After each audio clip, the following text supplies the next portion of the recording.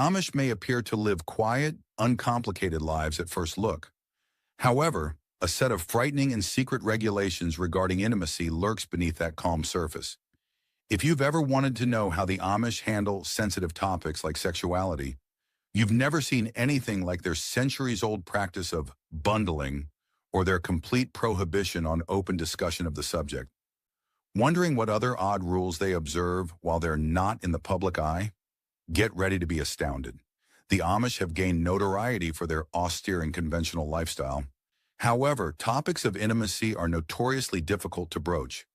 Even when absolutely essential, people in their communities will only broach the subject because of how taboo it is. Seems strange, doesn't it? And that's not all.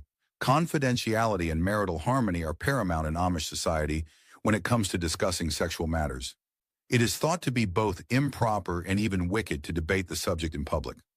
According to John A. Hostetler's book, Amish Society, adults make an effort to not bring up the subject of intimacy, particularly when children are around. Amish children are surprisingly not taught much about these things at school, so they are basically left in the dark. But why is discussing personal closeness taboo? To maintain modesty and purity, the Amish think it is vital to keep certain things private. Humbleness and avoiding anything that can cause lusty thoughts or lead to temptation are important tenets of their faith. Any casual or public discussion of intimacy is strictly forbidden in order to uphold this ethical boundaries. Amish kids are told to stay away from anything that could make them wonder about sexuality, even when they're little. Neither the Amish educational system nor their homes engage in any kind of sex instruction or conversation. Children, on the other hand, might begin to make sense of the world by watching farm animals. According to Hostetler, children frequently engage in discussions on animal behavior amongst themselves rather than with adults, in an effort to satiate their natural curiosity. Before their children tie the knot, Amish parents never broach the matter. There is no emotional depth to the conversation whatsoever. It is just short and practical.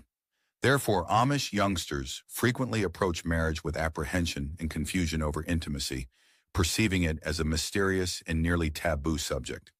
Listen up, because this next rule is going to blow your mind. The Amish have a firm no-touch policy on any aspect of a potential partner. Would you like to discover the reason behind it? I propose we go further. The Amish have very rigid regulations regarding courtship that are meant to maintain modesty and purity. For example, it is strictly illegal for couples to engage in any form of physical contact prior to marriage, including but not limited to kissing, embracing, and hand-holding. Contrary to popular belief, the Amish prioritize developing meaningful emotional bonds over superficial physical ones. They have a very regimented and closely watched dating process. Typically, it starts after a community or religious event, but the connection is always guided by the elders. What is the target? No romantic involvement, just getting to know each other's beliefs, family history, and values. Contrary to popular belief, Amish dating, often known as bundling, is a means to an end. Marriage. Amish courting is slow and serious, built on shared faith and family values, in contrast to modern courtships. To ensure a relationship's basis is as strong and unadulterated as it is long-lasting, physical attraction is given secondary importance. Like their stringent rule of excluding intimate discussions, the Amish feel that respectable courtship serves the purpose of preserving purity. They see even the slightest physical touch as a potential invitation to sin, which they fear might lead to temptation. The Amish want to live a holy life free from sin by not touching anyone at all. But it doesn't imply you can't have any kind of emotional relationship. Indeed, the establishment of strong mental and emotional ties is a primary emphasis for Amish couples. Their discussions on faith, the future, and values are deep and important. To go a step further, some people even write each other moving notes to cement their bond. These couples typically have a deep familiarity with one another by the time they tie the knot, which they consider to be the most important factor in ensuring a happy marriage. However, not all individuals adhere to these rigid limits. Unwed pregnancies are an extreme but infrequent example of how some Amish people test the boundaries. Families are typically successful in avoiding such incidents in Amish communities due to the lack of institutionalized sex education. But when an unwed pregnancy does occur, it has serious consequences. Oftentimes, the pair is forced into marriage, sometimes referred to as a shotgun wedding, in order to uphold the community's principles. As a consequence of their acts, both individuals will be shunned even though they have been officially welcomed back into the society. The boy must wed the girl no matter how he feels about her, and their wedding is very different from the typical Amish ritual. Typically, Amish weddings are grand and celebratory affairs, while shotgun marriages are more intimate and solemn. The couple can have a small dinner party in some Amish towns. In other traditions, the marriage takes place discreetly in the girl's house by church elders, who forbid any presents or festivities. When a pregnancy does not occur, though, what then? A couple can still face harsh punishments even if they are caught in an unsuitable circumstance. Both people run the risk of being shunned, a form of social exclusion that can last for weeks, months, or even years. Even after the shunning period is ended, this may cause a shotgun wedding in certain cultures.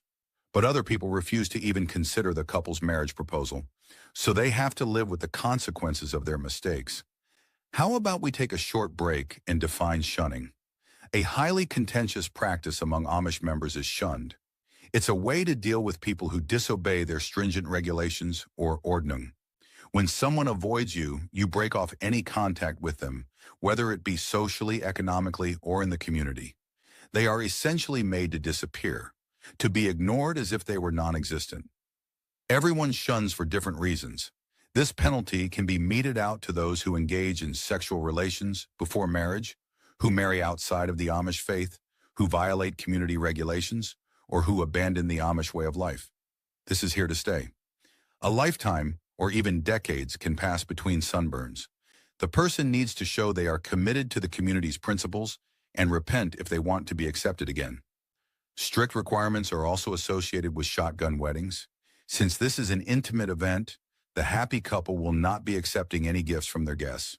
The traditional Amish weddings, which are full of love and communal support, are in sharp contrast. Nevertheless, this marks the very start. Even more stringent expectations accompany modest courtship. In light of this no-touch guideline, how do Amish couples date? Bundling is a peculiar and unusual habit that the Amish do to keep themselves clean during courting. You read it correctly. A bundle is a young Amish couple that sleeps in the same bed. But hold for a second.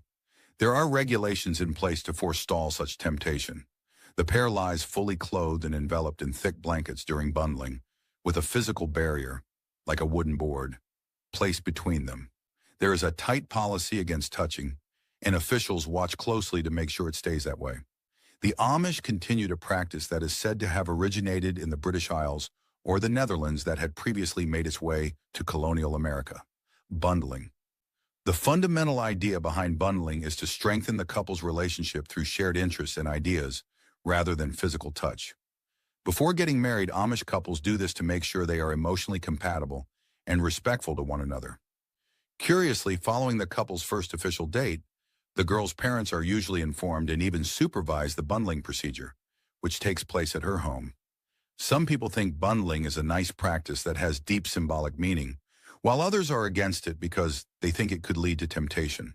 But for the Amish, it's still an important component of courtship, since it highlights the significance of talking to each other and developing an emotional bond rather than focusing on physical appeal.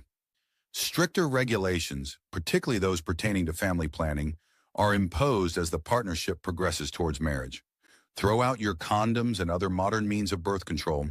The Amish have a strict stance against them. The Amish view having a big family as a testament to one's faith and a sign of God's favor, and they view children as gifts from God. A key passage in their faith is Genesis 9:7, which says, "Be fruitful and multiply." The Amish view the use of artificial means of birth control as a rejection of God's purpose. Because of this, traditional Amish communities forbid the use of hormone tablets, intrauterine devices, IUDs, and other artificial means of birth control. Natural methods of family planning, such as the rhythm technique, are instead used by some Amish couples. However, not everyone agrees with this approach. Since birth control is such a delicate topic, people rarely broach the matter openly. Interestingly, Different Amish communities can have different views on birth control. Although more liberal organizations do occasionally make exceptions for those with legitimate health issues, this is far from the norm. Modern methods of birth control like condoms are looked down upon by the Amish because in their view, they contradict God's will. The Amish method of family planning may appear peculiar or even restricted to those who aren't familiar with it. However, for the Amish community, it serves as a reminder of their steadfast faith and dedication to following their religious values in all aspects of life. This preservation of tradition, despite the presence of contemporary influences, exemplifies their resolve to hold on to their way of life, which has persisted for generations in spite of the dynamic nature of their environment. There may have been a minor trend towards family planning and natural means of birth control among the Amish, as evidenced by studies showing a slight drop in family sizes over time. This could be a hint of a minor shift in Amish tradition, but other issues, such as same-sex relationships, are still quite forbidden. There is no room for LGBTQ plus identities in the Amish's deeply held theological views against homosexuality. The concept of same-sex relationships is viewed as an affront to the spiritual and cultural beliefs of a community that upholds strict gender norms and views the gender assigned at birth as immutable. It is considered wicked and unacceptable for members of the same gender to engage in romantic relationships or have physical contact with one another. As a matter of fact, many Amish individuals have never heard of gay, lesbian, or queer before because they have never been exposed to contemporary media like television or the internet. Unspokenly, there is a policy of don't ask, don't tell when it comes to discussing sexuality. Tragically, Amish people who feel same-gender attraction have few choices. Either completely hide their identity from their families and risk rejection, or conform to societal norms by marrying someone of the opposite gender or undergoing forced repentance. People often end up living lives of silent despair as a result of this repression. Raising children while fighting with inner discontent, many gay Amish stay inauthentically married. Those who opt for an outspoken lifestyle frequently encounter harsh repercussions, such as social and familial exclusion. This results in total economic and social seclusion, leaving individuals with little opportunities for advancement or education outside of the Amish community. Some people find that the pressure is too much to handle. Some Amish have gone to terrible lengths, such as killing themselves or abandoning their community entirely. An Amish man named Thaddeus came out to his parents when he was 17 years old. What do they think? To a non-Amish former gay counselor with the sake of fixing him. After failing in therapy, his parents moved him away. He eventually settled in Georgia and started a website to help gay Amish people. Among another instance, a gay magazine was discovered among a young man's possessions, leading to his expulsion from his community. He was homeless for weeks before he found shelter. He had little money and very little education. The tremendous struggles endured by LGBTQ plus persons in the Amish community are brought to light in these tragic tales. As a result of the community's rigid commitment to traditional norms, many members feel they must choose between their religious beliefs and their own identity. Give me your opinion on the Amish norms regarding intimacy. If any of them felt too harsh or out of date, which ones did you think were reasonable? Leave a comment with your ideas. We're interested in hearing your take.